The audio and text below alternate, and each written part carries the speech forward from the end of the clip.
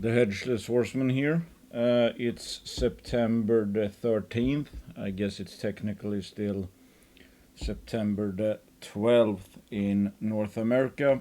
First of all, thanks to the sponsors. Let's look at the markets. As many of you probably know, metals had a great day. They've already been resetted here, but I think silver was up oof, 4%, maybe even 4.8%, or maybe 3.8%. But it was up quite a bit. Gold actually hit a new all-time high. Copper did well, I think. Pretty much all. Zinc up 3.89, aluminum 1.71. Basically, it was all around a good day for metals. And of course, when it comes to the actual changes of the values of mining companies or juniors, it's really not that important, because the only thing it means is that today and today alone, you get almost 2% more for the gold you sell. But that's just for the gold you sold today relative to the gold you sold yesterday. But of course, at the same time, right now, at these prices, well, you can sell gold at an all-time high. My point is that nothing really changed for any of the companies just because gold went up 2% and silver went up 4%, because like theoretically speaking, gold could go down to where it ended or closed yesterday, and silver could do the same. So in that case, how much value did actually change for any company if prices of the metals were only up 2 to 4% higher for a day? I mean, it's just for a, let's say, a mining company that's going to be around for 30 years or something. So yeah, I just want to point that out, that to not get fooled, let's say, by the market. And it's the same thing for down days. If gold goes down 2% and silver goes down 4%, I mean, there's no real change in the value of any of the mining companies. But price, sure, that can change a lot. I mean, today we're gonna look at it later, but I mean, even some of the mid-tiers or majors, the leveraged producers specifically, I guess, for silver. I mean, I saw core mining being up like 20%. That is absolutely crazy. Do you think the value of core went up 20% just because, for example, silver is up 4% on September the 12th relative to where it closed on September the 11th? Of course not. I mean, it's just ridiculous. But that's how markets work, because it's, I mean, a lot of algos, and basically everyone and their mother is a short-term trader. People don't buy juniors today because silver, or they didn't buy them today, buy them up today, because they were worth that much more. A silver junior is not up 10% because the value of the company went up 10%. It went up because people saw silver moving, and then they think the silver juniors are going to move, and then when they start moving, people buy because then they think it's going to continue tomorrow. That's basically the gist of it. That's basically what moves the market every single day. People betting that it's either going to be higher or lower tomorrow. The price and not the value. You can say what you want about that. I'm just saying it to reinforce the fact that even though this is a positive day, if you like, more expensive prices, let's say, for mining companies, aka higher prices, it's still a bullshit move, and it's a bullshit move if it's to the downside. So yeah, I mean, never forget that, actually, especially if you're a value investor. It's like nothing really changed, but we can, that's the thing, I think, to not get, let's say, pissed off or something about the market. It's like, understand that it's algos and human emotion. Did anything really change today? No. Did sentiment change and the belief of what tomorrow is gonna bring? Yes. That changed. People did not buy these juniors up 10% because they think they're gonna go down tomorrow. They believed they paid up 10% because they think they're gonna go up tomorrow. And of course, again, that's the main game all the time, and 95% of people can't beat an index. So it's not a valid strategy, but that's the one that's typically used in practice, because everybody says buy low, sell high. Nobody actually does it. And, it is what it is. That's never going to change.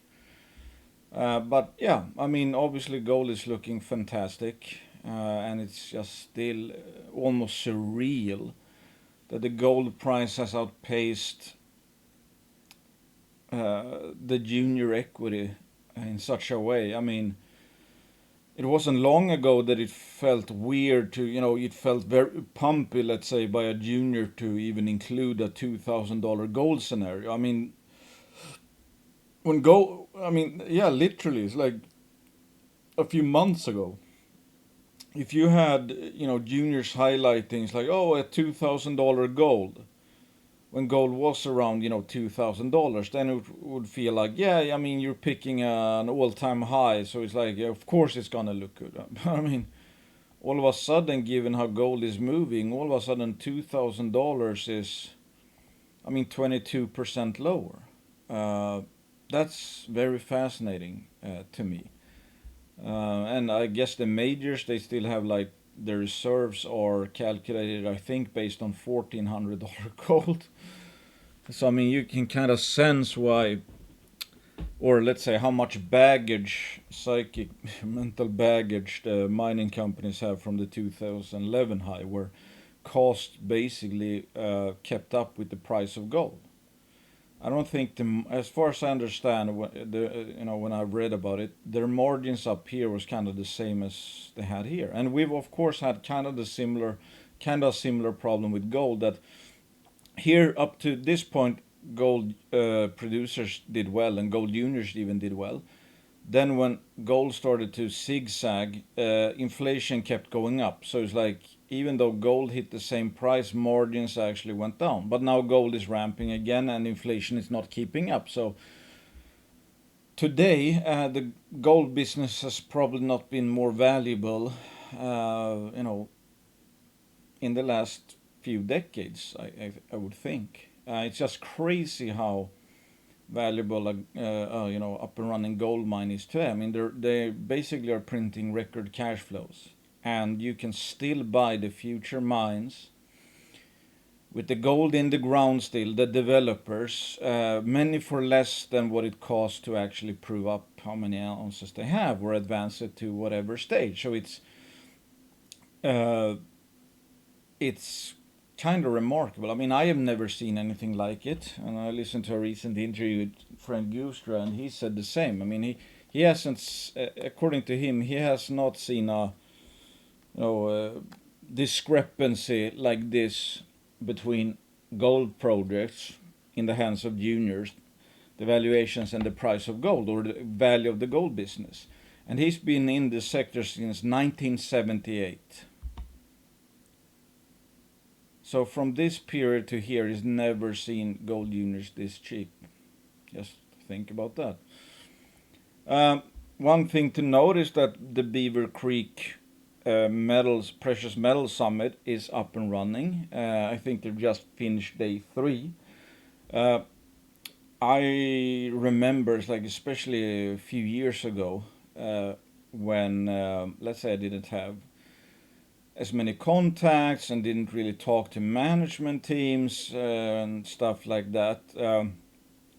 I always loved, well, I love to do research. I love thinking about stuff. I love the idea of doing due diligence and come up with a conclusion. It's like, you think you found a hidden gem. It's like, holy crap, this is actually worth 3 times than what it's trading at, for example. So it's the treasure hunt kinda that I'm after. Of course, I mean, in the longer term that translates to money.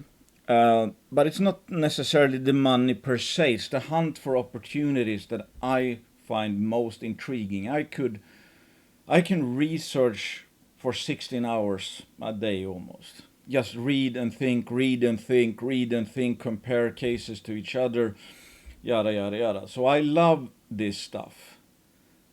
Because they tend to be very good presentations, because it's like, okay, 15 minutes, it's not the longest ones, it's not 1 hour ones. I mean, sometimes you actually obviously want a 1 hour presentation where they can go through a lot of stuff, but here they have to be, relatively punchy. They are forced to highlight what they see as the main, value drivers of their companies. So, I mean, if there's an egregious opportunity, let's say, I mean, typically you will get that idea pretty quick just from a 50-minute presentation, but also they have the PDF. So I loved it when and every time they uploaded the presentation. So I mean, I basically, I don't know if I'm gonna watch all of these, but I'm probably gonna watch.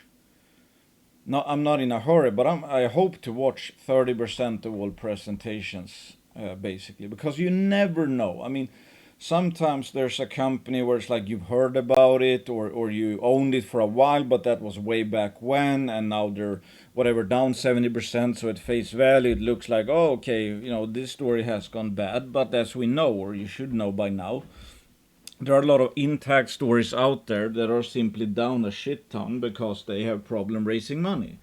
The projects haven't gone anywhere. They're not even worse, especially at these metal prices. They are often actually better, but they have been in the doom loop of dilution and the extreme lack of retail interest and capital interest. That's why it's like, I know there's a lot of people that like to highlight, stories that are down a lot and basically ridicule the ones who owned it. It's like bag holders, whatever. Yeah, and they kind of just assume that's like, oh, that junior's down, so must be a well. I see this all the time. It's like, as soon as a company went up and then down a lot, you see a bunch of people call it a pump and dump or a scam or something. Seen that especially with like lithium juniors, and the thing they kinda miss in a sense is the fact that, well, sentiment was really hot. The lithium price was up at, I don't remember how much, maybe $50,000 per ton. I'm just purely guessing here. And now it's down to, I don't know, 15,000, 12,000, something along those lines. So it's like, well, what did you expect to happen?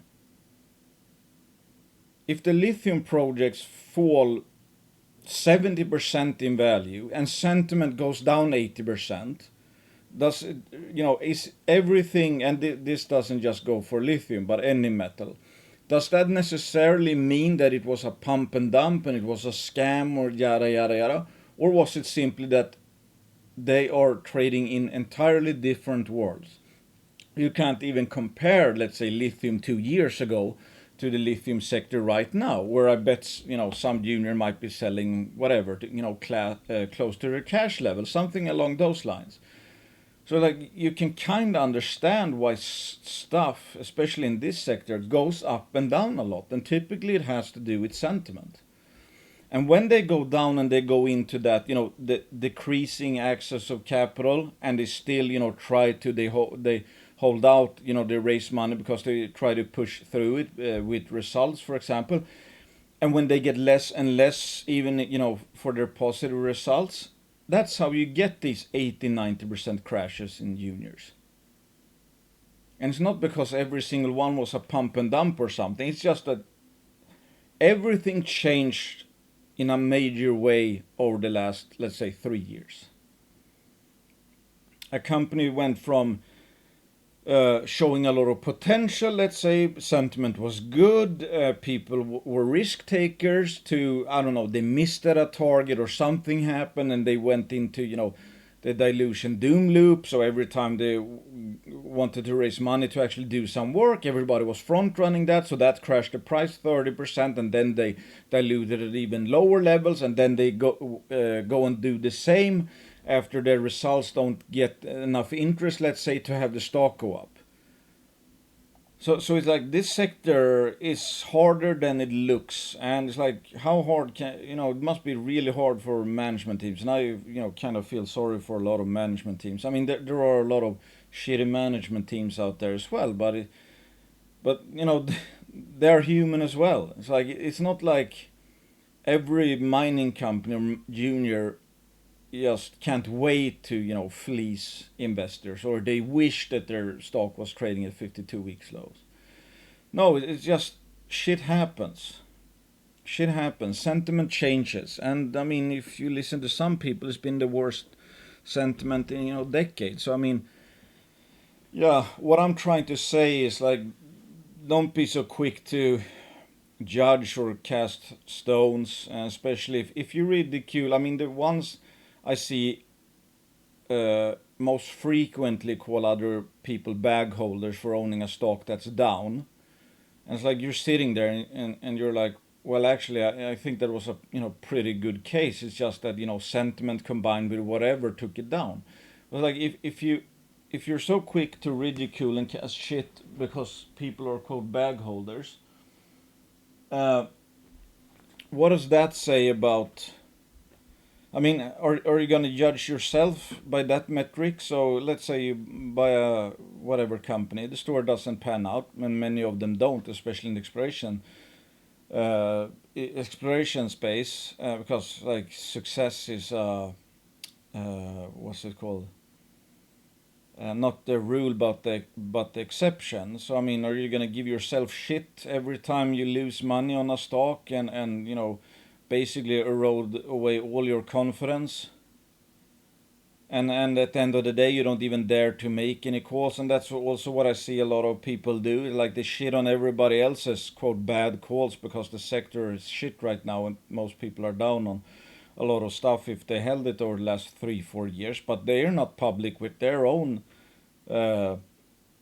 calls, let's say. So I mean, it's like you're sitting in a tank and shooting people who, infantrymen, let's say. I mean, they can't hurt you because you have no opening, but you can just sit there and basically cut everyone else down with your turret machine gun, let's say.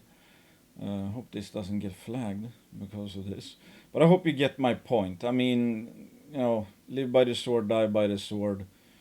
That's why I try to. I mean, I try not to ridicule, people for much, especially in this sector. It's like I know how many stores are down. I know how many stores I am typically down at every sentiment low. I mean, most of your juniors, if you just held on, will be down and down a lot. That's just how it is. And when the sector goes up, you will be in the green on almost everything, and you didn't do anything different. I mean, you could have a worse portfolio obviously do wonders in a really bad portfolio do wonders in an up leg, and you can have a very good and well-rounded portfolio do very bad in the down leg. I mean, you can't even judge your investment decisions on such a short time frame. I mean, we've had a bear market for 4 years. That means it's been kind of rigged against you, but then it's going to be rigged for you when the up leg comes, and when you make money. It's like what Rick Rule said. He's kind of regretful that his first stint in the junior mining investment space was that he was on board in a bull. He made a lot of money, and as he said, he confused a bull market with brains. And then he went, I mean, if I remember correctly, he basically lost all his money. Because he started out making a lot of money, thought he knew what he was doing. So whatever decisions he did when he made money, he kept on doing them. So if they're crappy decisions, he picks crappy companies. When the tide runs out and the sentiment turns, you're gonna get absolutely obliterated. So I mean, the bear market is really, really good for teaching us many things. First of all, I mean, we've had such a long trek around these lows. These juniors have been cheap 2 years ago, extremely cheap 1 year ago until today, including today. That's a lot of time to be reading up and figuring out stuff. It's like, what did I do wrong? What did I do right? Or, what companies should I pick? It's like, that's the stuff I spend easily like 10, 12 hours per day just thinking about constantly. Just preparing, getting better. It's like, okay, whatever, what share structures work. Like now I've done videos where I talk about, okay, what types of companies might actually do better than others in this kind of environment. Are there a specific type of juniors that actually, assuming that this sector doesn't turn around tomorrow, it's like, which ones could do really well? It's like, I was mostly in exploration stories 4 years ago, and now I'm much more into developer stories. Why? Because it costs more to find an ounce typically than to buy an ounce, and you don't even take any risks if the ounces are already found and paid for. So just stuff like that. It's like, I didn't start out doing that I actually did in 2015-16, but that was more luck than anything else because I didn't understand exploration. Point is, there's a time for beta and there's a time for alpha if we're talking pure risk reward. You can do well in alpha in an up. I'm talking more, growth risk, exploration risk. You can do well or okay in a down market. You can do very well in an up market. In beta, especially the trading sardines, you'll get absolutely obliterated in a down market, and you'll possibly have the best performing portfolio in an up market. The problem is that nobody knows when either of them starts or when they end. That's the thing. Anyway, so yeah, I'm memeing as always. I just wanted to point this out, and I think this got only 11 likes, for example, which is basically maybe more than I thought.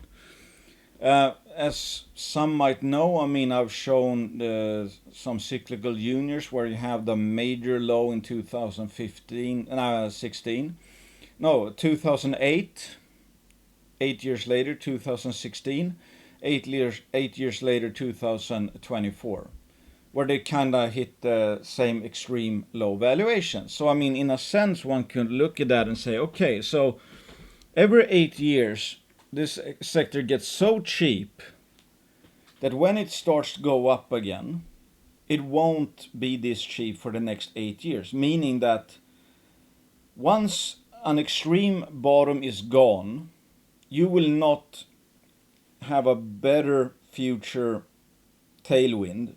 Meaning your future expected returns for the next 8 years will never be higher than they are at that point. And then all of a sudden it's gone, and the prices go up, and every dollar invested gets you less and less of future return. And that's, what is typically, nobody gives a crap about that. Everybody wants to make money right now because most people don't have any idea what they're doing, or they don't even understand that the big money is not actually made in the bull market. The big money is made in the bear market when you're buying, and then you're getting paid in the bull market. Sure, the last 100% in a bull market might come in a week or a month or whatever, but it's like if you bought in during the bear market, that last 100% might be, I don't know, several hundreds of percent, let's say, of your, let's say, starting price. So if people are talking about generational low, and we know how hard it is to put mines into production and all of that, gold so far is not slowing down, and that's without West participating that much. So let's say this is the best opportunity in 30 years. What does that mean? Well, it might be 30 years until you can get such a bang for the buck on your invested money. When we're at the next high, let's say we have a major high in 3 years or something in the sector. We might have 4 years of a bear market coming after that or something, where your portfolio again goes down, or the average junior again goes down 80-90%. So when you're celebrating at the top, and maybe the valuations are like nosebleed levels, your portfolio has a very negative future expected return. You're celebrating because you climbed so high on the top. The problem is that on the other side there's a steep cliff. So if you invest money there, for example, any dollar invested might have a 30 cents future expected value. It's like minus 70%. So the question, what stresses the heck out of me is that I know how cheap this sector is. I know so far, since 2008, there's been a major low every 8 years. And you've never been able to make more money than from those bottoms every 8 years. So I wish all the time, but last 1 year or 6 months maybe especially, the cheaper the sector's gone, I just get more and more stressed by the fact that we might not see this for 8 or who knows 30 years, these kinds of valuations, opportunities this extreme. And I'm specifically talking where the gold developers or gold juniors trade relative to the all-time high gold price, since nobody has ever seen it before. It's like it's the layup of layups. It shouldn't be possible, yet here it is. So when that's gone, will we ever see it again? Will I ever in the rest of my life have an easier time finding buys and have a higher hit rate of, percentage of gold units, for example, that I will actually make a lot of money from these levels? And will I ever see the coming returns as high as I expect them to be? Will I ever get into that position again? Or is this, once in a lifetime kind of thing? Because we cannot invest backwards. People talk about opportunity cost and all that, and they're bitching about should have been in tech or whatever. It's like they're missing the picture anyway, because they look at opportunity cost in hindsight. So they look at what happened over a period of time, and then they talk about opportunity cost. That's not how opportunity cost works. If you're a value investor, the highest opportunity cost is the cheapest stock. That's it. It's not opportunity cost based on what did X do during period Y that's already happened. No, it's simply the cheapest stock. If you hold the second cheapest stock you can find within your circle of competence, you can actually evaluate it that according to you it's at least the cheapest that you are aware of, or second cheapest. The only thing that has higher opportunity cost is the cheapest stock, number one cheapest stock that you are aware of. That's the only thing. It's not Dogecoin because it's gone up 10,000%. That's not opportunity cost. That's looking in the back view mirror and just pointing out the obvious. And it's very easy to point out the obvious. So don't forget that. Just remember how many have bitched about tech, what tech has done. How many bitched about and talking about opportunity cost in tech. And they want to basically sell their juniors and go into tech. Let's say the juniors go up 500% over the next 2 years, and tech does not go up 500%. Then somebody when they've gone up 500% is going to say, oh, the opportunity cost, blah blah blah. Now in miners versus everything else, it's like they're going to do the same thing. No, the opportunity cost is what is expected to go up the most because it's the cheapest. So everything, in my opinion, or especially with gold juniors, I don't think any sector in the world, maybe, I don't know every sector, but I have a hard time. If you listen to the veterans and they've never seen this before, how probable is it that there's a sector out there is actually cheaper than, let's say, the gold junior sector? There might be no other sector in the world that has had a higher opportunity cost than the gold juniors, and still the gold juniors are so cheap. So I wouldn't say that's passed just because we're up today. So there is no other place than the junior mining sector that I want to, risk money to create wealth, because I cannot think there is one that actually has a higher opportunity cost. Is there a cheaper sector than this? I don't think there is right now. Not that I am aware of, at least. Every other generalist value investor has been complaining that the stock market is so highly valued that they foresee poor returns going forward, but they can't find anything cheap. Warren Buffett has the highest cash position in Berkshire Hathaway that he's ever had. Why? Because he can't find anything cheap to buy. And yet people envy, the ones who are still, I guess, in the general stock market or in tech, because what has happened already. But I bet if Warren Buffett had a small amount of capital and he understood the mining business, I think he would be in the junior mining business. And I know people say, you can't, Buffett would never touch this, whatever. It's like, if he understood it and he could understand the value, I actually think he would be in the junior sector if he started off. It's like Charlie Munger says, if he would start off again at 20, 30 years old and had a little amount of capital, he would find the least followed sector with the most irrational prices. And in my opinion, that's probably the junior mining sector right now. Just pointing out, it's like, here we are, gold at 2005. It is surreal. I can't remember how many years I spent just dreaming of $1,700 gold when we were down at 1,200 or 1,300 or something. I think 1,350 held out for a long time. It just 2000 was like something you'd heard people talk about. Oh, remember, 2011 when it almost reached $2,000 gold. I mean, it was like a myth almost. Now we are $585 or more recently, above that. It's absolutely crazy how much things have changed.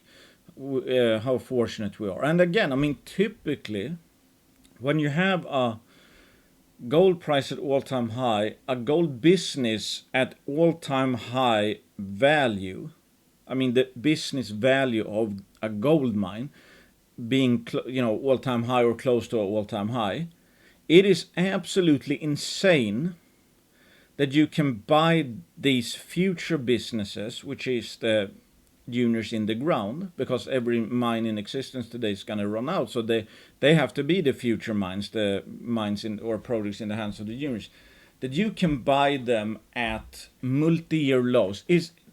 That is absolutely disgusting. It is the craziest shit I have ever seen, and again, I don't expect to see it ever again, perhaps. Everything, all my investable capital is in the mining space. And I still feel like hundreds of % underexposed. I have an infinite appetite to buy ownership of especially gold assets today. And I see people complaining about it. A lot of people complaining about it. A lot of people who are ready any day to throw in the towel, or have been ready to throw in the towel. Obviously, they have no idea what an opportunity is. They don't understand that this is an opportunity. People always believe that the sector will never rally. I mean, you cannot explain it. From a value investor's perspective, there is nothing else than price to value. And if we're talking pure price to value, this sector has never been a bigger buy than today. Meaning that any actual value investor would never be more bullish juniors and gold juniors especially than in at least the 30 last years. It's like generational peak bullishness is what a quote value investor in the junior mining space should have right now. But the reason why we are this low is because obviously nobody thinks they should buy it. You can't have both, right? I mean, you can't have everybody seeing an opportunity and the opportunity being there. So it's like we're at peak stupidity when it comes to price to value gap in this sector. That's I don't think we might see this for another 30 years. Who knows? So this is what I'm talking about, like Deborah Robinson here. This is what happens when shorts get cocky. So here you have Core Mining, and again, that's not a small company. It went up 19%. And that's, I think, Warren Irvin talked about that. It's like, because he's talked about how many hedge funds just blanket shorts a lot of juniors, and then and again, that goes back to why so many juniors are, also down that really shouldn't be down based on fundamentals. But if they get shorted and then they get the funds to just cover their shorts and then they can do it again, and it's like when the sector is down and they can get away with that because there's not enough buying power, I mean, they're gonna keep doing it, obviously. Let's see here. This is an interesting one. Senator John Tester, I don't know who this is, but Montana. I just introduced a bill to ban the importation of Russian palladium. You probably saw the news that Putin was thinking about banning exports of aluminum, nickel, and what was it? Was it palladium? Might have been palladium. This is kind of funny. Maybe it's like front running. It's like Russia's going to ban the export. It's like, no, I'm going to take a big stand and actually ban the importation before they can ban the exportation.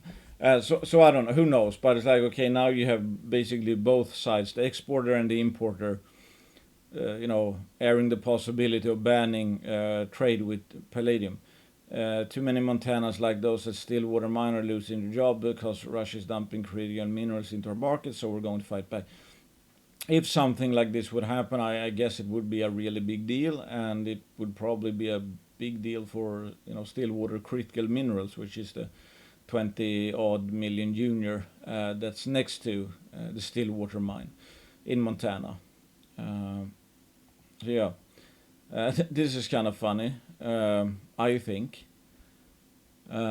You probably, and I think I talked about this recently. On K Report. But I was like, September 4th, Headwater Gold acquires 2 additional 100% owned epithermal vein projects in northern Nevada, and I've talked about this at length, that given the quality of the team, given their proven, proven success of picking up good early stage exploration projects, as evidence how they got Newcrest to earn into 4 of them. Then obviously Newcrest got gobbled up and things changed with Newmont being in charge instead, and it's like 3 to 4 times higher or bigger than Newcrest. Anyway,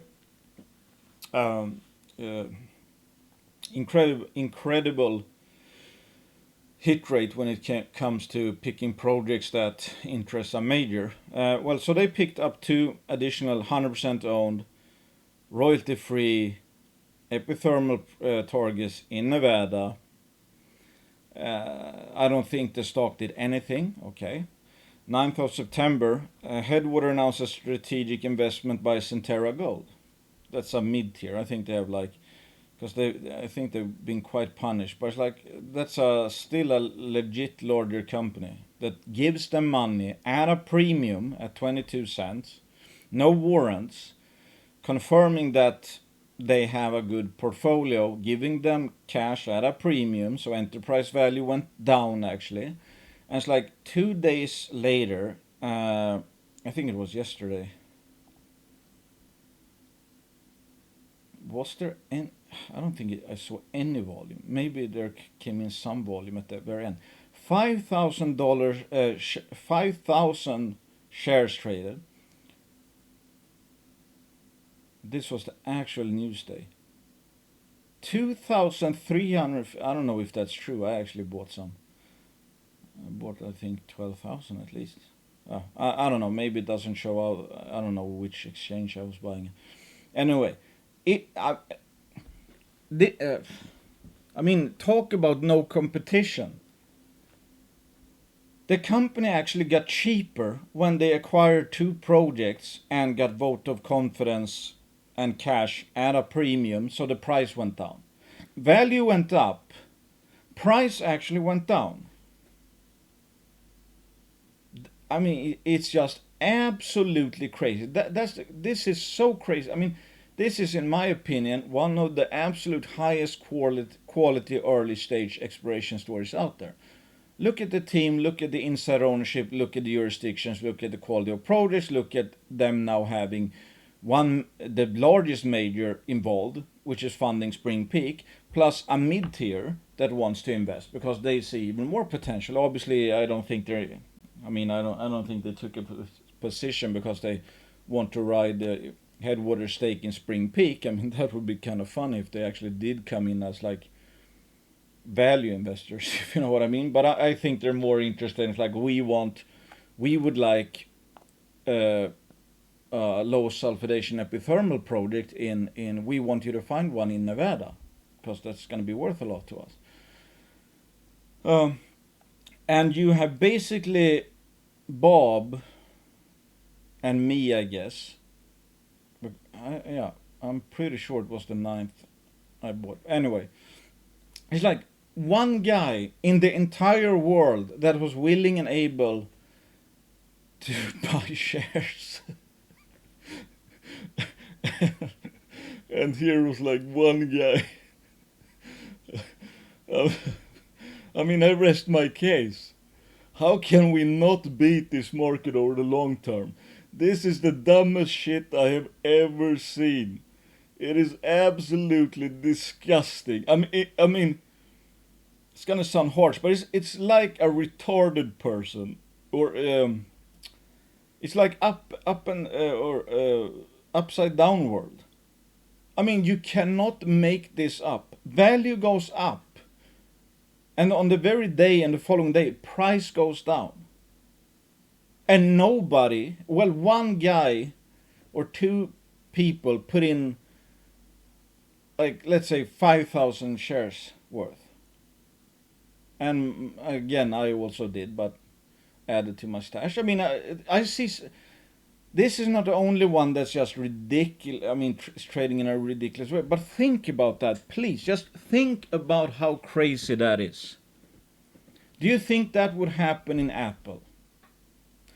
And we're talking like surprises here, like Apple, whatever. It's like launches, I don't know, 2 new projects or whatever. It's like, potential for them, because let's face it, I mean, any of these projects they stake, if they have success there, if they make discoveries, those projects could be worth multiples and multiples of the current market cap. So it's not like it doesn't open the possibility of being a big deal. It's like, I don't know, Apple coming up with 2 new technologies or something, and then, well, I shouldn't say Apple. Let's say some tech company comes up with 2 new inventions or whatever. It's like they have potential, some tech, and then you see like Microsoft investing in them. And do you think the price is going to go down the next day?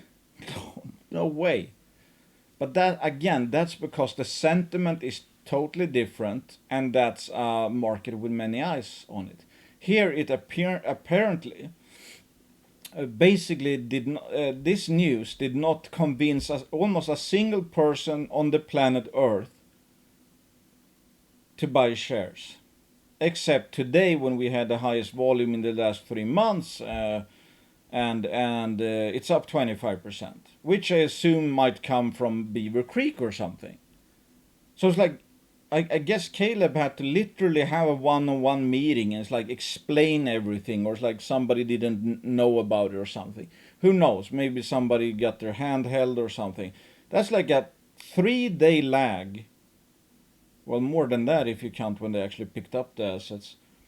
Let's say an 8-day lag of actually repricing the news. I mean, it is absolutely insane. I have no idea how we're expected to not make money over the long term in this sector, because the very reason for it is what you're seeing here. This shit. Obviously, value goes up and price still goes down. Hello, I think that's called an opportunity. So you see stuff like this all the time, and still everybody complain about this sector, how extremely hard it is. Well, wait until we go into a sentiment high, and let's say you did actually act on some of these fucking, I don't know, jokes of a market pricing mechanism, and you actually bought some of these companies that actually went up a lot in value and then actually went down in price or whatever. If you're losing money, then I don't know what will have happened.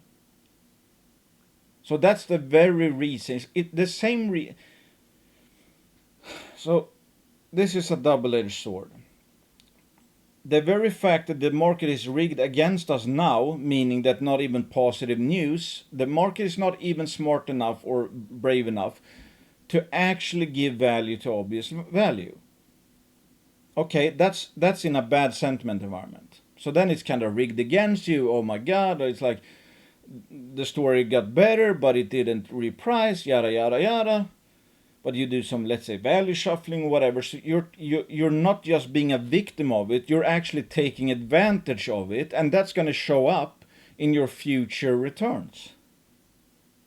So the curse comes with the cure. That's the thing. That is the entire thing. The volatility, bull and bear markets are not bad per se. It's just, it depends on what you do in them. That's the whole thing. You can put a person that actually is 100% rational. The only thing he does is look at price versus value, and he sees stuff like this and he buys it immediately. Okay, he thinks that the value of Headwater went up 25% on that day or something, and maybe the actual value, starting value, should be 40 million, so it should go up to 50 million, whatever, but it is what it is. So you have like an obvious material impact to the value, and price doesn't change, so he jumps on it immediately, and this shit goes on and on in this sector, and has been over the last year.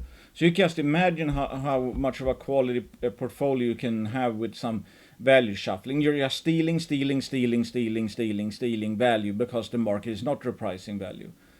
Then, when it actually cares about value again, you're gonna be up probably a shit ton at the next sentiment high, because all that you stole is gonna get a price put on it, a value put on it. But if you do like everyone else, it's like, oh, okay, price didn't go up, so I guess nothing happened. If this doesn't move the price higher, I should probably sell it, because it's never gonna go up. Again, nothing to do with price versus value, just feelings and impatience. Yes, you're gonna lose money in this sector forever, and you should do something else. So yeah, also I updated my I'm already up to 50 minutes. Jesus, I haven't even come to the news yet. Woo! So this is one HODL-Folio. It's like, well, there are some tweaks now and then, because I manage quite a few HODL-Folios. I'm kind of trying to, let's say, put up one, and this is not a buy recommendations. This is just that, okay, some of these I think are some of these the HODL-Folios own all of these, but they own more than these. So this is just the top 15. They are typically quite diversified, like 30 names, let's say. So the whole idea is that, I mean, people ask me, it's like, okay, what am I buying? How does my portfolio look, for example? That wouldn't help anyone, because I have a lot tied up in private companies, which obviously, because you can't really buy or sell them, that changes things a lot. Because if you have, like now, for example, I have a lot of money tied up in a private company, which I can't really trade. I obviously have to account for that, how I make up, the rest of my portfolios. And I have, I don't know, three portfolios, basically. all having, uh, all having, publicly traded companies. And then also I have, my accounts with Canadian brokers where I have warrants in some of these juniors. And some juniors I have, let's say, participated in 3 placements. And let's say I have so many warrants that I don't think I need, to have a lot of shares, or I don't like the store that much anymore. Maybe I did love it for, whatever, a year ago, but not anymore, and I still have warrants. So, I mean, then I get, let's say, upside exposure because I have warrants in a company, so I don't need really to buy the shares, because if they make a discovery, let's say, I'm going to capture that and I'm taking no downside risk at face value. So that's going to affect my portfolio. So there are so many exceptions, or, context, let's say, that means that how I create my portfolio, you can't even really replicate it, or you shouldn't, or however to put it. Plus, I have a totally different risk tolerance than most. And I have like one portfolio. I have 2 where I'm not, I shouldn't say active, because I'm not very active at all. But I have 2 where they are quite liquid. They are 2 Swedish accounts where it's like you don't pay capital gains tax, you just pay a flat tax. So those are my more active ones, simply because, I don't immediately trigger capital gains when I sell something, if I'm up on it. And one of those cannot buy juniors on the smaller Canadian exchange. So that creates kind of a problem. I mean, in a sense, if one have, okay, let's say I have my dream portfolio. It's like, okay, these 20 stocks, let's say, these are the perfect ones, 5% each. Problem is that one portfolio can't have all of them. Maybe 5 are listed on the very small exchange, like Headwater, for example. I guess that's one reason why it's not traded that much. That's on the, I don't know what it's called, but the CN exchange. So one portfolio of mine cannot buy that. So that messes everything up, because now I have to have all of those shares in one of the portfolios. And I can't have it in the other one. You see what I mean? So it's like my portfolios overall are very dislocated in a sense. And I don't actually keep track exactly how much I have in. I mean, yes, if I would, okay, combine them all, it's like what percentage is in this, what percentage is in that. It's like I don't even keep track on it, really. But some of the HODL folios I manage, they can buy any stock basically, and for them I tend to focus, because I don't want to be trading them. I mean, that would take up a shit ton of my time and stress me out even more if I had to like actively whatever trade 6 different portfolios. I would be doing nothing else maybe, because let's say you buy and sell in small amounts, whatever, and wait for bids to hit, or ask to hit or whatever. It would take up so much time. So basically all of those stories I have in the HODL-folios are kind of fire and forget stories, where it's like I mean, one, for example, one I managed for a family member. I forgot the password and didn't retrieve it for like 2 months or something. So, and I was fine with that, because it's like they were HODL stories. They were meant to, like, the only bet on each one of them really was that, hey, in 6 to 24 months, I think there's a good chance that they will be worth more. And then in that case, they'll probably be higher, or maybe around the same level or whatever. My point is, what I'm trying to say is that I think this is the best I can do in terms of not. I don't give up buy or sell recommendations, all that. I don't share your profits or your losses, but at least to maybe, these might be worth looking into. Or it's like, if you like juniors but you don't like trading, in my opinion, you shouldn't do much of trading unless it's like value shuffling and you really know what you're doing. But otherwise, it's like, okay, these are some that I think. I mean, in the simplest term, or in the simplest version of the cases, like I simply think they will go up one day. One could, boil it down to that, because that is by no means the default for the average junior, that they will go up one day. Yes, they will. Everything will go up with sentiment and all that, but not every junior should go up. The majority of juniors should not go up, and still they can go up 1,000%. But it really shouldn't, because at the end of the day, 10 years later, they're not going to be around. They don't have anything anyway. Shitty management, they're stealing everyone's money, whatever the case might be. So they don't actually have any positive expected return, because they don't have any value. I mean, they might be, again, if they don't do any work, they just burn it on salaries, whatever. It's like negative business. So I mean, yeah. So this is. I try to get this again, just at least an idea. It's like, and this is quite closely resembling what most, or how most HODL folios look in the top 15. Not every one is the same, because some might take a bit more risk in, some are more diversified and all of that. But it's like, okay, I could actually, I guess, run down the cases a bit. But it's like Magna Mining, and I've talked about this one for what, 1-2 years or something. Superb management team, superb jurisdiction, all of that. The whole thing is their main value is the people, and the only way to capture alpha, if the alpha is the people involved, is to give them time, because the more time you give a good team, the more value they tend to create. Meaning that if I buy it today and wait 2 years, I think I will be up, because they can create a lot of value in 2 years, and fix a lot of problems, overcome a lot of challenges, and all of that. The opposite goes for a bad management team that destroys value and creates problems. If you give them 2 years, they'll probably have destroy more value than if you give them 2 days. That's basically the only thing, because the surprises tend to be to the upside, and lo and behold, we got one today, for example, which just kind of proves my point. You never know when. I mean,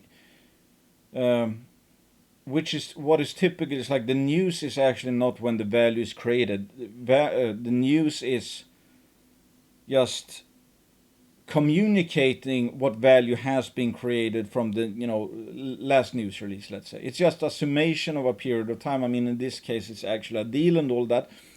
But that sounds like Jason has had that in the works for years, basically when he started the company. So one could say that news release is just the result of, let's say, 5 years of work. And if they were a bad management team and Jason was a bad CEO, that would never have happened. So, I mean, if you gave Jason one day, he wouldn't have closed the deal. If you gave him 5 years to work on it, now we closed the deal. That's my point. I mean, it's like you just, there tends to be upside surprises. So the longer you, I would think, at least from these levels, because Magna is not even high yet, the longer you have Magna up to a certain point. I mean, it's like whatever, Newmont, for example. I mean, how easy is it for them to grow over the next 10 years? Not easy, but for a small company like Magna, that's doable, especially now. First Nordic Metals, this is like, I've talked a lot about this one. This one, in the one of my absolute favorites in the gold space, simply because I think nobody has any idea how valuable the Barsele deposit is, because it's not out in a PEA, so it's not readily visible to people just what an amazing asset that is. I think it's going to be a tier 2 or potentially tier 1 project one day. So I think that's worth 1 to 2 billion right now, and Barsele, First Nordic owns 45% of it. 55% owner is the world's best gold company, Agnico Eagle. And they have, as I recently touched on in both K Report and on this podcast, they have at least two absolutely massive soil anomalies. They have a discovery at Ida already in Påbacken, and they think there's gonna, and I think there's gonna be even more targets showing up when they actually do the, get the results back from the Storjuktan soil sampling, and they do the geophysics and all that. And not only do I think that is, again, this is a place in Sweden where it's like the threshold for economic success is perhaps, I don't know, lowest decile in the world. I mean, you see mines with 30,000 ounces get into production here. You see 370,000 ounces mines get into production here. You don't need to find a lot to actually find value. Whereas most jurisdictions or places, they are remote. You need 1, 2, 3 million ounces perhaps. I mean, many parts in Canada it's like that. If you have 1 million ounces and you don't even have a road, it's like forget about it. If you have 1 million ounces here, yeah, that's gonna be a mine. I mean, assuming permitting and all that. And I mean, assuming it's not totally crab metallurgy and stuff like that. So they have extremely low threshold for success when it comes to exploration, meaning the bar is very low, and at the same time, the potential is very high because they have such a huge land package with such huge soil anomalies. And the way I look at it is that is all risk-free upside, because the Barsele deposit, the jewel or the known jewel, who knows, maybe they'll find something bigger, but Barsele alone underpins value that is multiples higher than First Nordic Metals market cap. So I am not stressed the least with their, I'm going to be excited for their exploration, but even if they miss, I didn't overpay. The stock shouldn't even go down if they miss, but it should go up a lot more if they hit. That's the thing. It's like a one-sided bet in a sense. At face value, stuff can happen. Integra Resources, I talked about this. I'm playing this via Florida Canyon. I haven't done the calculations, but I think Florida Canyon might be still the cheaper option. This is, I've watched Integra Resources for quite some time, and I'm actually working on a piece on them. I think it's one of the more interesting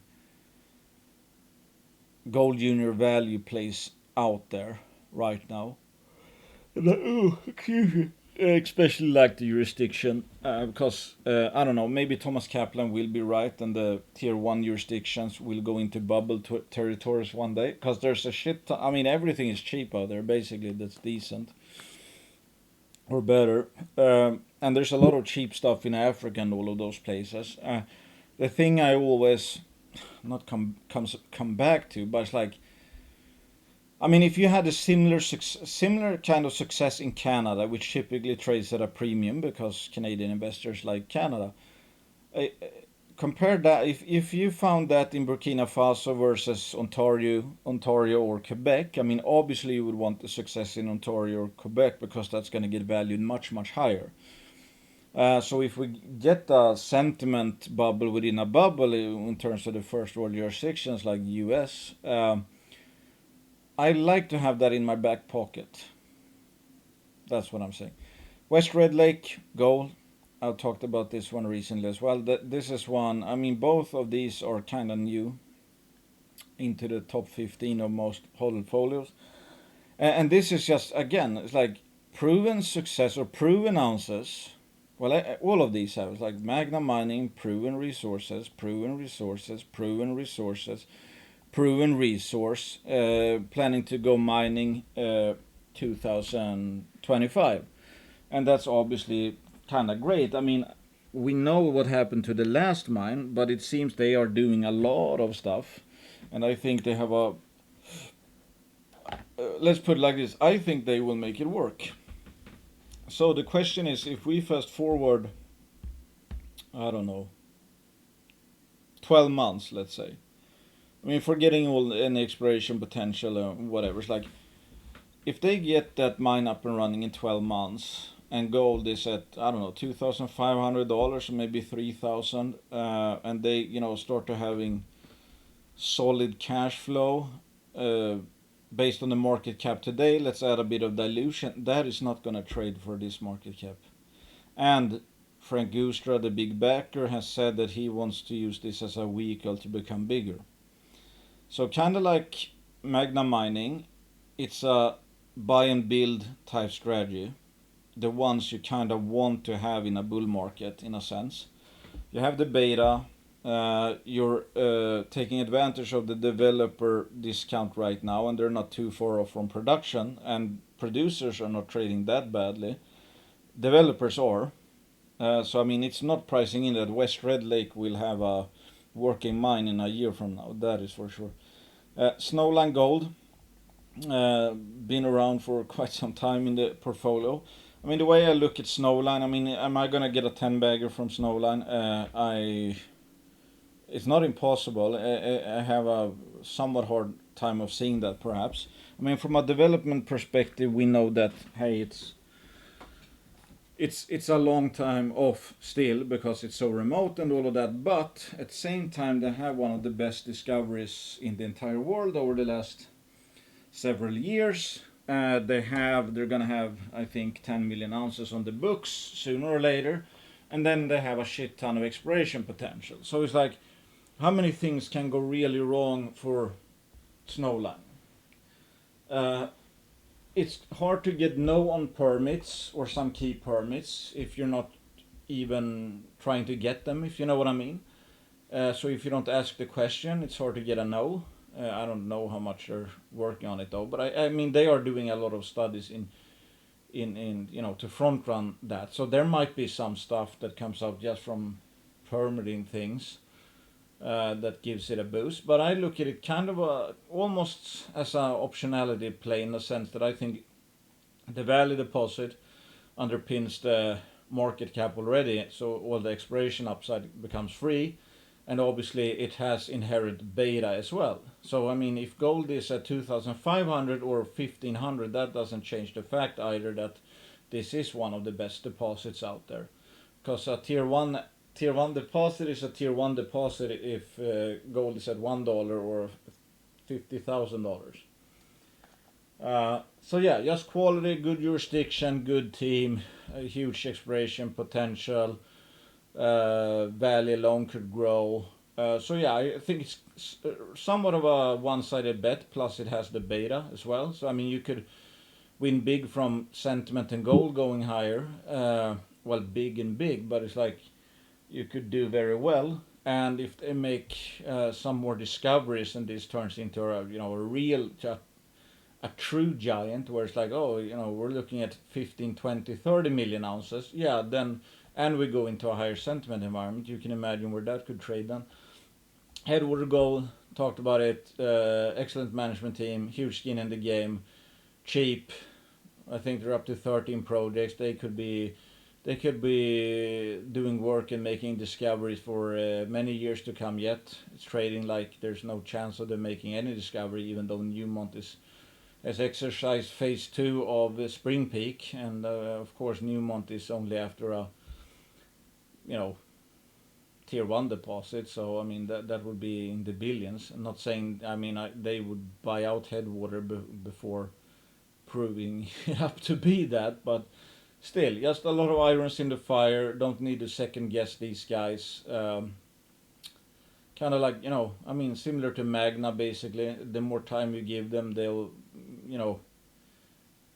sort things out. I mean, they made Newcrest come in and do those really nice deals. So it's like, okay, they removed the dilution, and now they want to do some work on the 100% owned ground, and then they take in a very strong shareholder in, Anglo.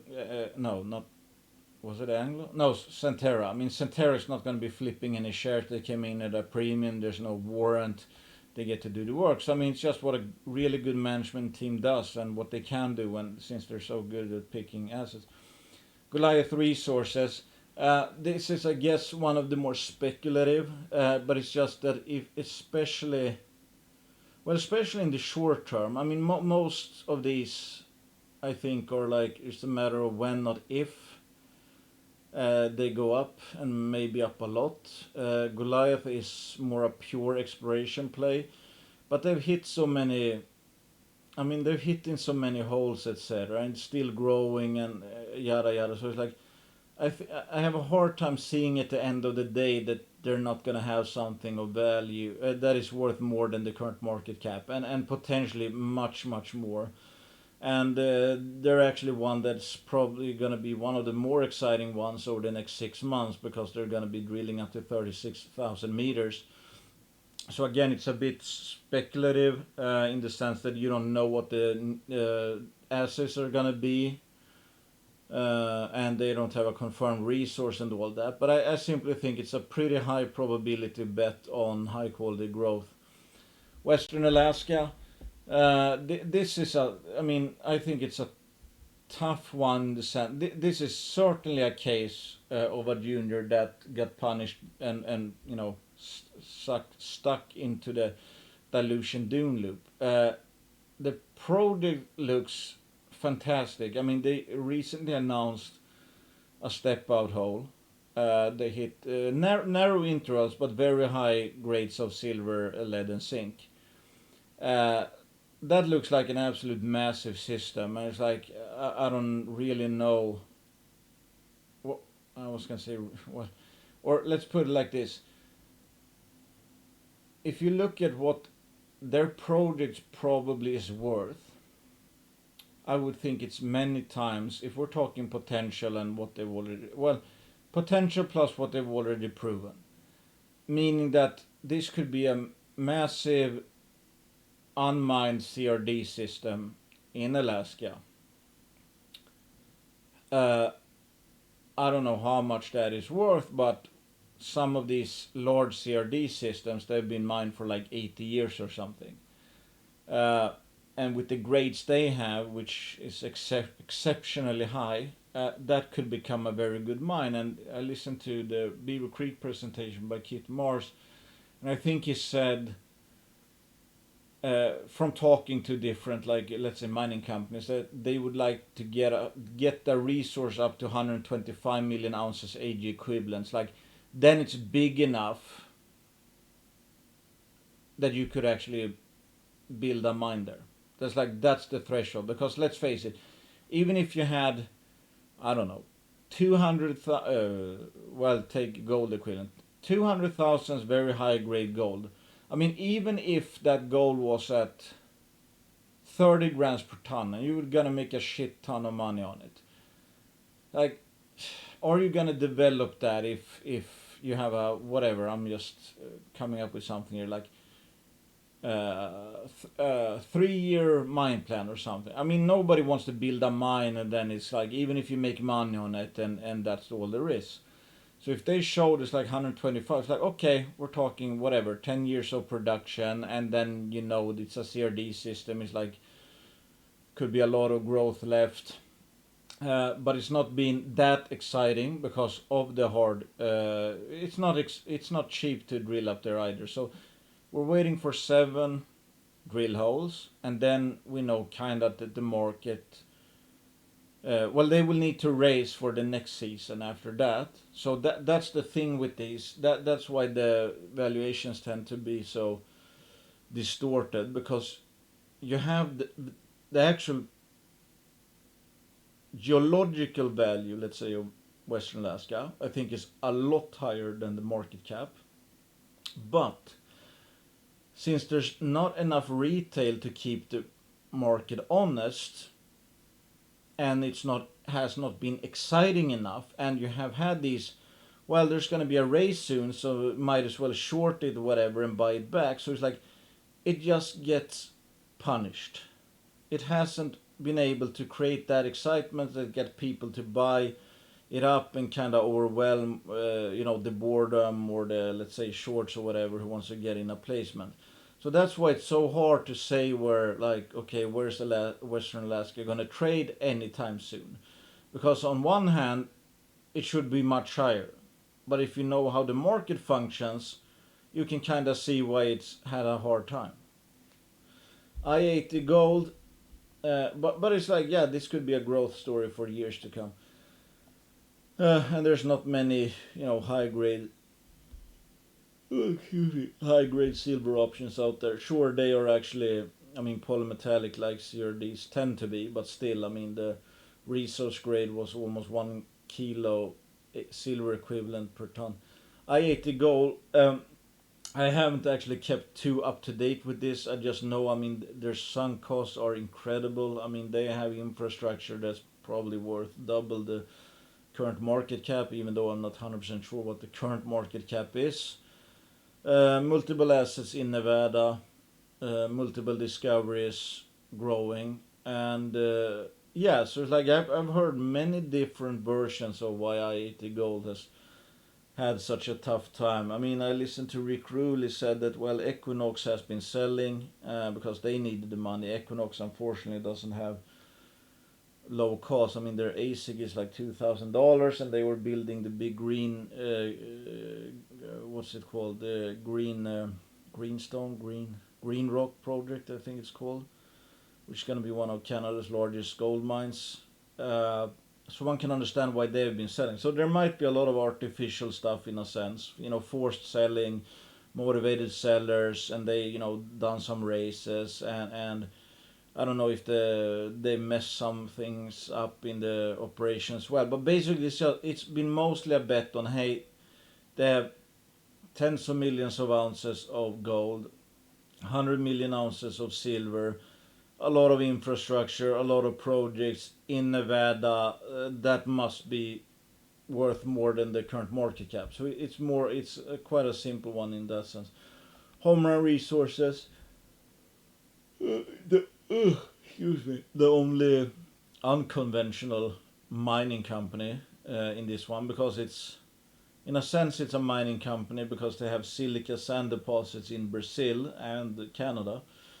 But on the other hand, it's like the big thing is not actually well, their exceptionally high purity silica is a commodity, but the actual, well, it enables them to do other stuff, so they can go up their verticals, as they call it, and hopefully get a lot more money for the process silica when they've done, tweaked some stuff and upgraded it even more. And they're actually, looking at unconventional new technologies to process the silica.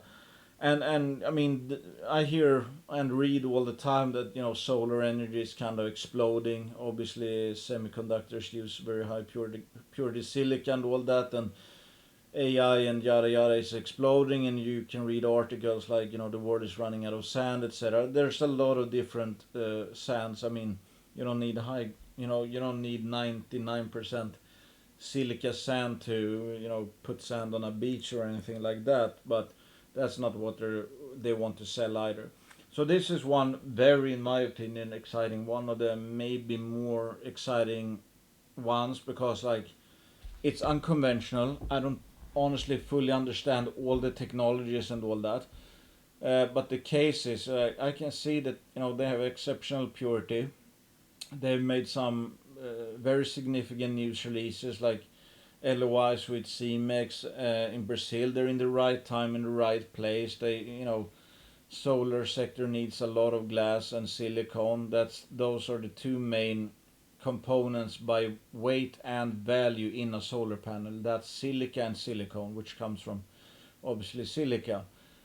So they have what the world really wants right now, and they seem to have an exceptional starting point with their resources. So this is one where it's like in 3 years this could be a, I don't think it's gonna be nothing, but it's like this could be, let's say, anything from nothing to a 20 bag. That's kind of how I see it, and I don't know exactly which it's gonna be. Uh, I'm more leaning to that's the good thing. I actually think there's a very low probability that they will fail or be worthless. So I think it's more of a matter of, are you going to be up a bit or a lot? That's what I think, at least, and I have a pretty big position in them. Condo Resources, I actually Now that I think about it, I'm not sure that Condor Resources is actually in the top 15 anymore. I did, like I talked about a K report after the news of Pucamayo, that like, I had a huge position personally, but these portfolios, this was the largest pre-discovery junior position they had as well, and they took a hit after Pucamayo didn't come up with the results we all hoped for. So first of all, the position went down a lot, and then I sold off a few shares, up to 20 cents or something. The thing is now that Condor is actually changing. I should actually refresh my memory a bit, but I rather want to buy more Condor today, actually. But I haven't really pulled the trigger in a sense, not for the HODL-folios, because it's still pre-discovery exploration, so it's not that Condor isn't cheap because they have really really good projects with really really high potential. I mean, as evidenced by their deal with Tech, for example. So I mean, there's no doubt that Condor has 10 to 50 bagger potential, um, but they are still birds in the bush, and birds in the hands are very cheap now. So it's not just, I mean, if I threw money at everything that's just cheap, I would run out of money even faster. Musings Gold, that's been performing very well, and that's actually have they have one of the best gold discoveries in Australia. Really fortunate entry in this one. I actually bought it in a dip not too long ago, and they've been delivering, and also there's for sure a bit of luck, because the thing is that antimony, if anybody follows that, that's a critical mineral. It's very strategic apparently. It's like the Björkdal, no, not the Björkdal mine, the Kosterfield mine that belongs to Mandalay. Mandalay also owns the Björkdal mine in Sweden.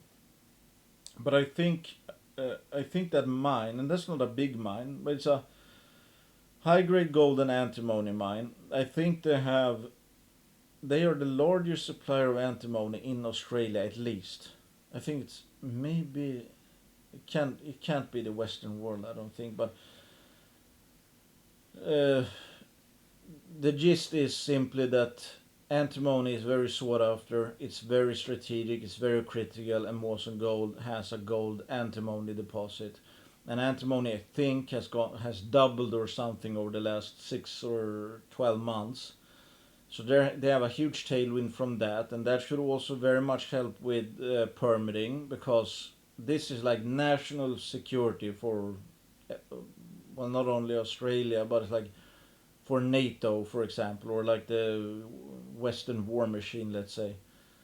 Um, it's not super cheap, but it's very high quality, and it has that antimony kicker going for it as well.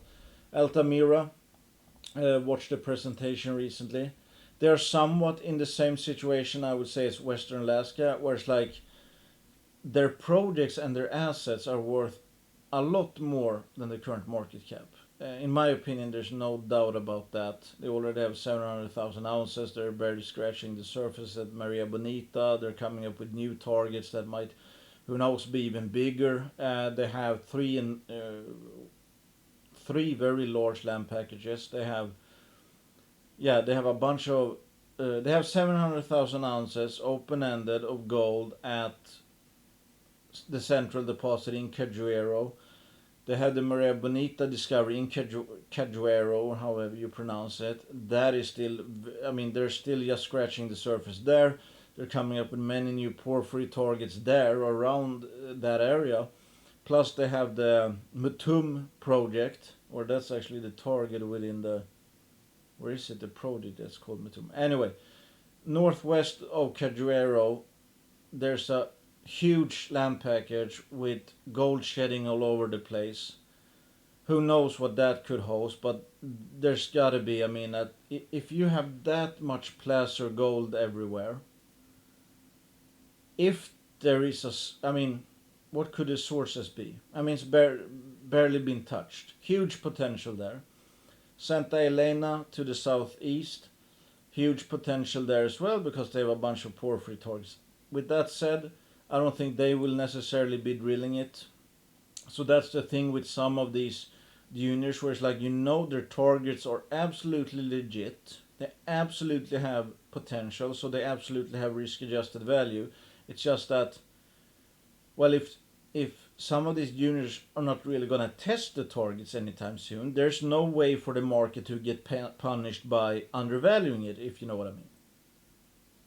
That's one thing to keep in mind, and that's what I mean. On that note, I maybe should have touched on that with in another video, but it's like, right now, juniors can be bought for like 30 cents on the dollar when it comes to a flagship project. Let's say if they're a one asset project, okay, selling with a 70% discount.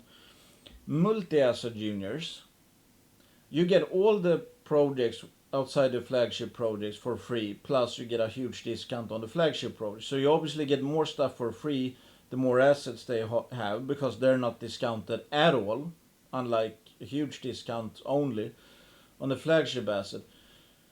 The thing is, though, that the best the best opportunities in the multi-asset units is where the market can get punished for neglecting the value of the peripheral projects.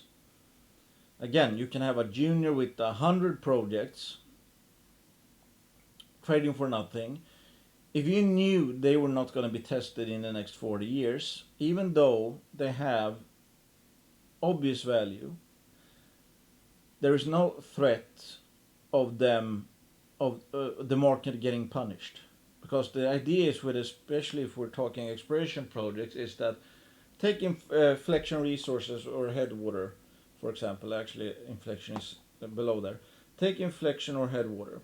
If you think that, okay, the market is wrong here, it's pricing in way too low a chance of success on their exploration projects. Like, it's pricing in that they have a 1% chance per target to hit. You think it's 5% per target. Let's say you think there's a 30% chance they're going to make a significant discovery.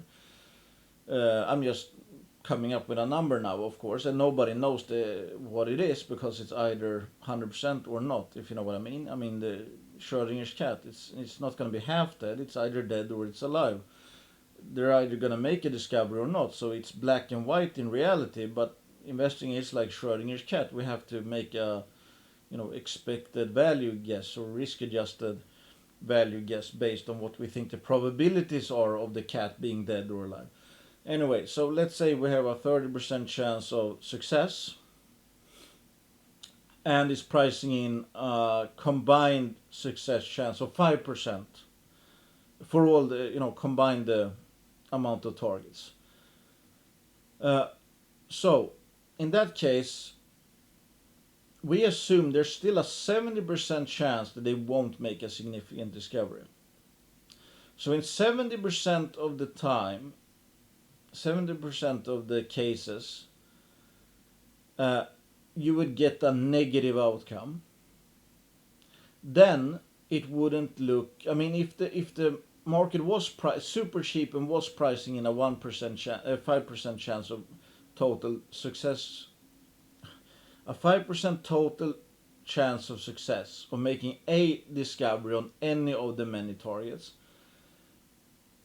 even if that's wrong and it's actually 30%, it's still a 70% chance that they will come up with no significant discovery, and then it won't look as the market was wrong pricing it at 5%, because the outcome would be negative and people could say, oh, look, I mean, they missed.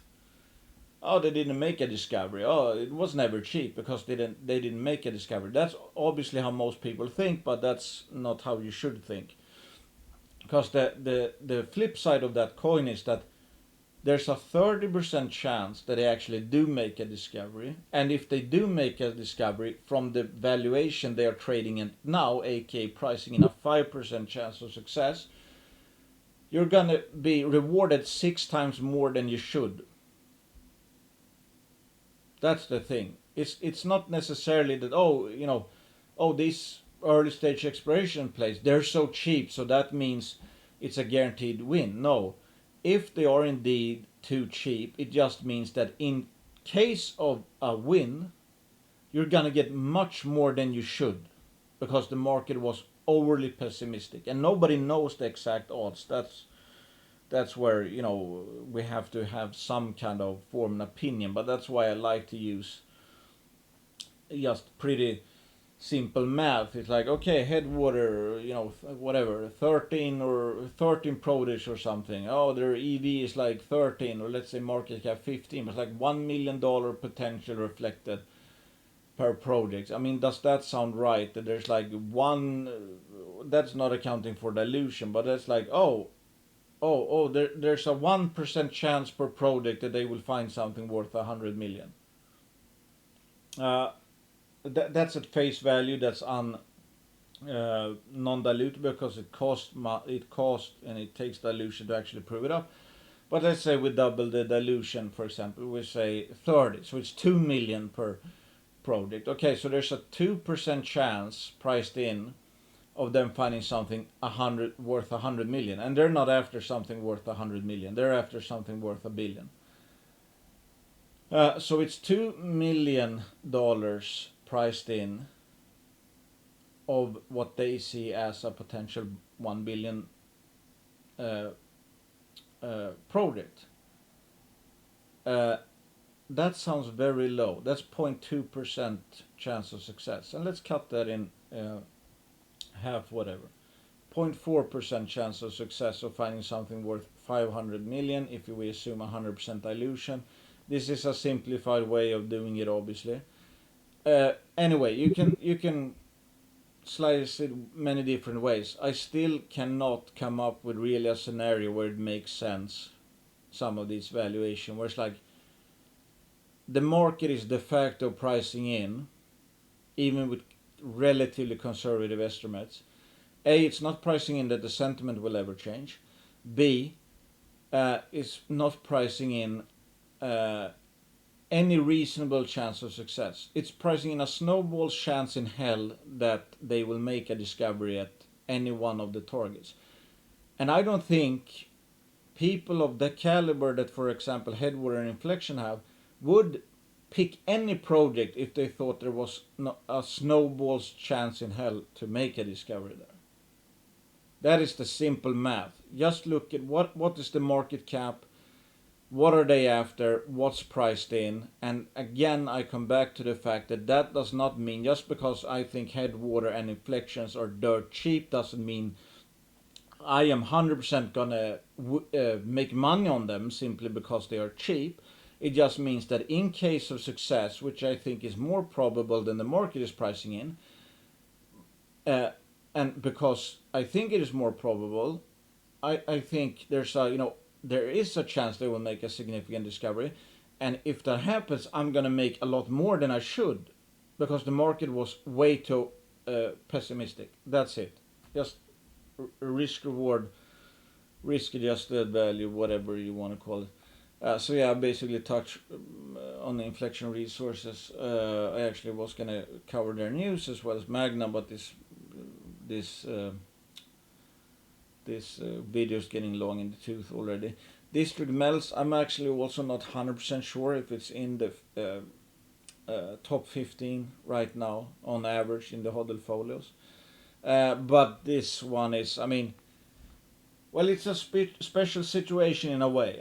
It's at face value, it's an extremely levered bet on uranium and Sweden potential lifting of the uranium moratorium. If the moratorium is in place, every uranium asset in Sweden is worthless. If it gets lifted, all of them all of a sudden have some value. And District has I think the largest or second largest uranium deposit in the world, in the Viken deposit, and that is a very low grade deposit. It's a polymetallic deposit. Some people say, well, that's never gonna be a mine, it's way too low, yada yada yada. It is very low, and if we're talking like I mean, it's like billions of tons. So if we're talking like massive scale polymetallic uranium mining, is that going to happen anytime soon? Will it ever happen, especially at specifically at Viken?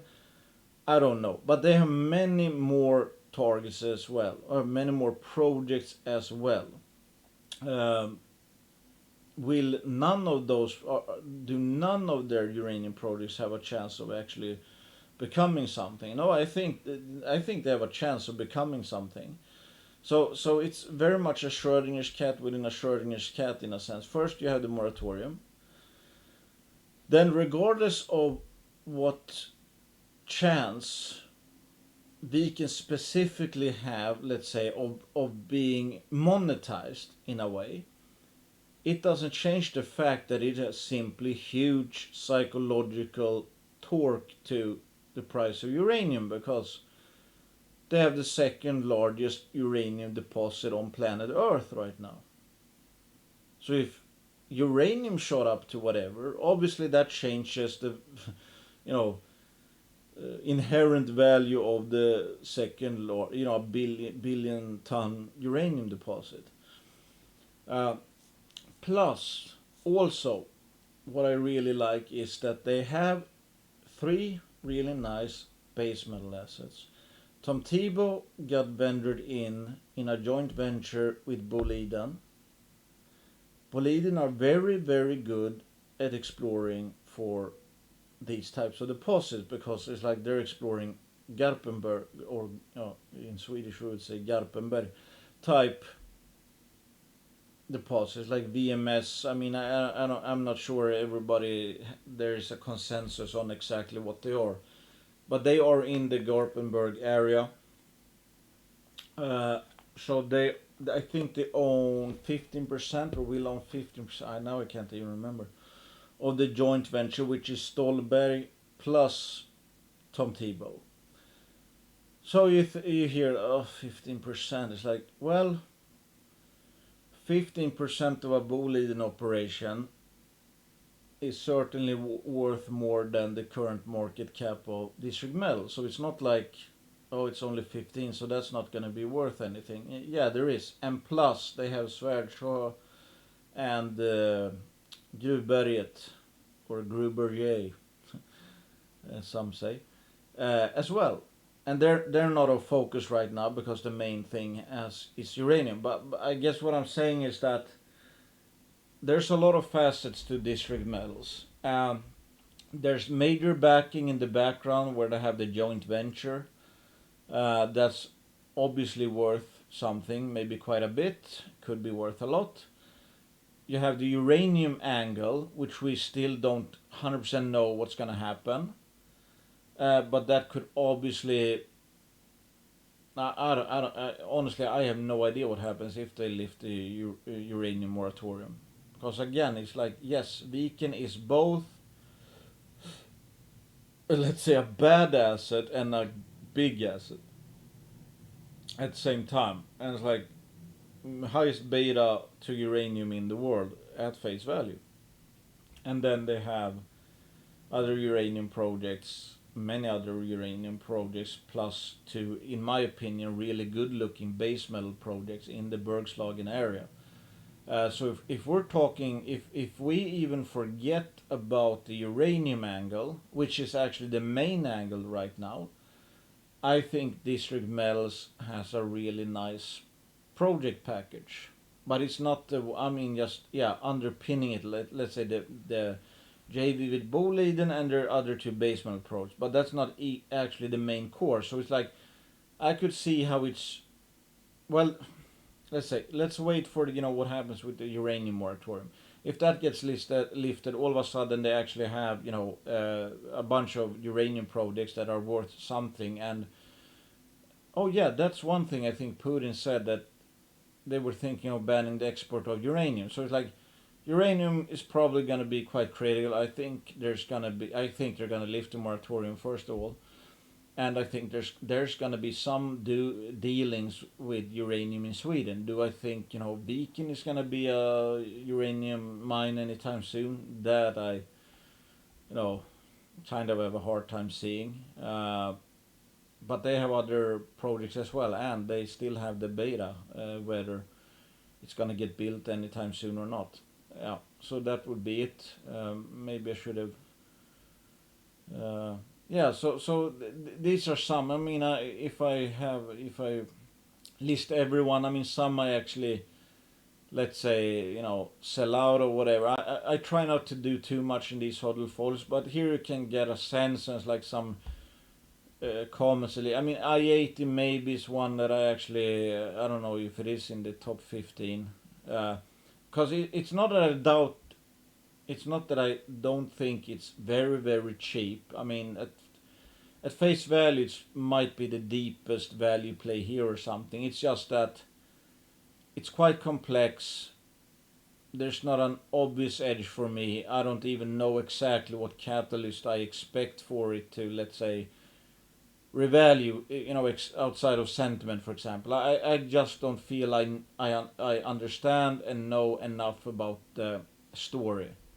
So it might actually just be better. It's like, hey, okay, I-80 is probably gonna go up a lot, but maybe I should pick a simpler story that I can follow a bit more closely and have an easier time understanding, in a sense. But that might be the sentiment talking, because it's done quite poorly lately. That it's like, I don't have enough conviction, and all of a sudden, might sell this simply because it hasn't gone up. So I think it just also highlights, anyway, or at least the fact is like why you need conviction. Otherwise, if you don't have conviction, it's like I'm maybe I-80 is the best buy here, and I'm talking about I don't know it enough. I don't have the conviction. I don't feel the super greed, etc. And that's because I don't have conviction. It's like I don't fully understand, I guess, what I'm buying. I can't see it exactly, except for high level.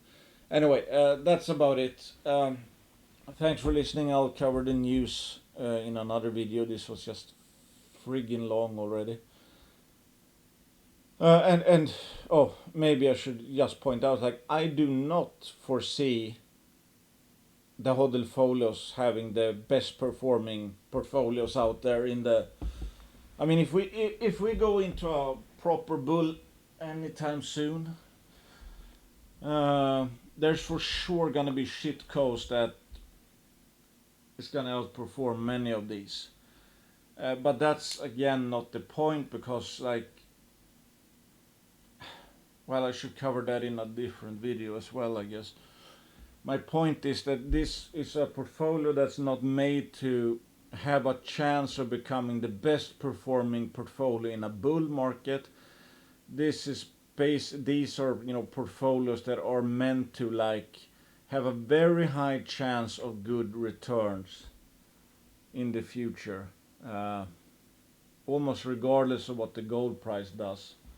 Not totally regardless, but like if the gold price or nickel price or copper price, whatever, just went sideways over the next 5 years, I think I will make money on this portfolio. That's basically it. Yeah. Anyway, thanks for listening. Not investing advice. I own shares of all of these, or people I know at least. Uh, Consider me biased. I don't. Well, some are banner sponsors as well, so that makes me twice biased. Again, not buying sell recommendation. I don't share your losses or your profits. Assume I might buy or sell any of these at any point in time. Don't buy anything if you don't see the case and all that. Because I'm not going to be there holding your hand. I mean, who knows? Maybe, yeah, tomorrow I sell I-80, for example.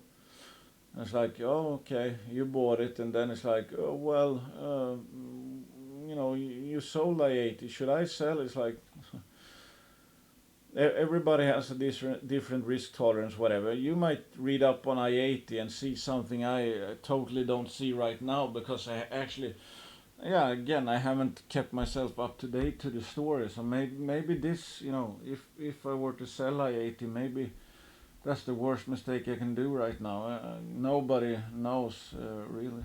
Anyway, thanks for listening. Bye bye.